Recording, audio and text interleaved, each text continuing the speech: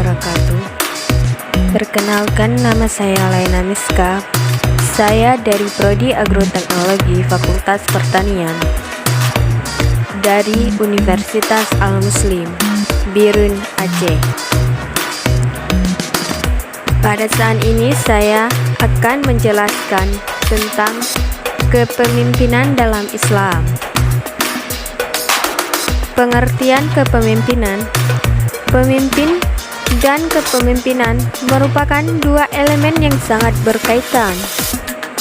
Artinya, kepemimpinan atau style of the leader merupakan cerminan dari karakter atau perilaku pemimpinnya atau leader behavior.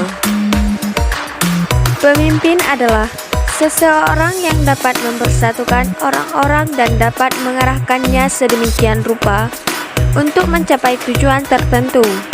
Sedangkan kepemimpinan adalah proses mempengaruhi aktivitas seseorang atau kelompok orang untuk mencapai tujuan dalam situasi tertentu. Ciri-ciri kepemimpinan dari pemimpin yaitu energik. Energik adalah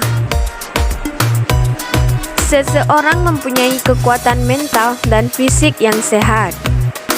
2. Stabilitas emosi, yaitu tidak boleh berprasangka buruk terhadap bawahan. 3. Mempunyai pengetahuan tentang hubungan antara manusia. 4. Motivasi pribadi, yaitu harus mempunyai keinginan untuk menjadi pemimpin dan dapat memotivasi sendiri. 5. Kemampuan berkomunikasi.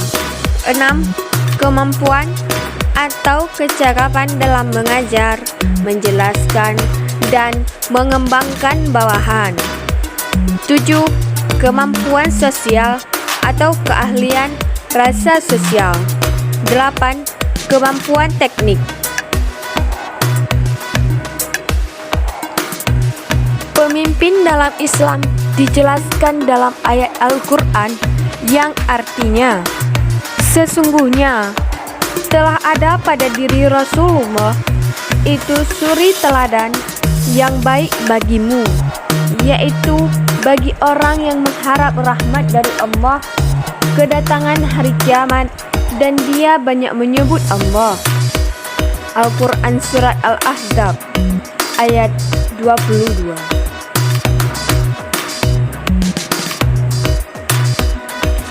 Ciri-ciri penting yang menggambarkan kepemimpinan dalam Islam yaitu setia pada Allah. 2. Tujuan Islam menyeluruh. 3. Berpegang teguh pada syariat dan akhlak Islam. 4. Pengemban amanah. Prinsip-prinsip dalam kepemimpinan Islam yakni musyawarah, keadilan dan kebebasan berpikir. Fungsi kepemimpinan yaitu instruk, berfungsi sebagai pengarah. 2. Konsultator, berfungsi sebagai konsultan untuk masyarakatnya dalam mengambil sebuah jalan keluar. 3. Pengendali, berfungsi sebagai pengawas bagi pengikutnya yang bertujuan untuk mengurangi kesalahan dan bukan untuk mencari kesalahan pengikutnya. Dan yang terakhir, tujuan kepemimpinan. Tujuan kepemimpinan adalah membantu orang yang menegakkan kembali dan mempertahankan dan meningkatkan motivasi mereka. Gaya kepemimpinan dari seorang pemimpin pada dasarnya dapat diterangkan melalui 3 aliran teori, yaitu teori genetis. Inti dari teori ini menyatakan bahwa leader are born and not made. Pemimpin itu dilahirkan bakat bukannya dibuat. Para penganut aliran teori ini mengetengahkan pendapatnya bahwa seorang pemimpin akan menjadi pemimpin karena ia telah dilahirkan dengan bakat kepemimpinan. Dalam keadaan yang bagaimanapun, seorang ditempatkan karena ia telah ditakdirkan untuk menjadi pemimpin. Sesekali kelak, ia akan muncul sebagai pemimpin.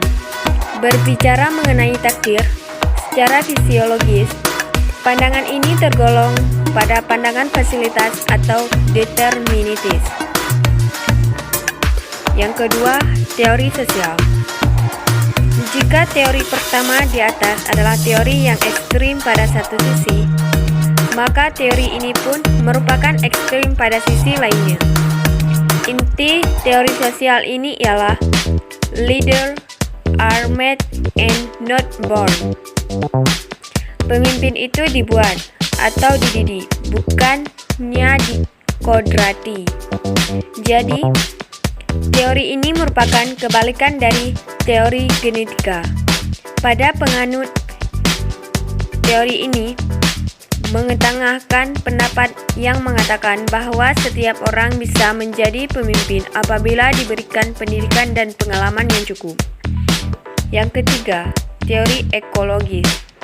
Teori ekologis ini pada intinya berarti bahwa seseorang hanya akan berhasil menjadi pemimpin yang baik apabila ia telah memiliki bakat kepemimpinan. Bakat tersebut kemudian dikembangkan melalui pendidikan yang teratur dan pengalaman yang memungkinkan untuk dikembangkan lebih lanjut.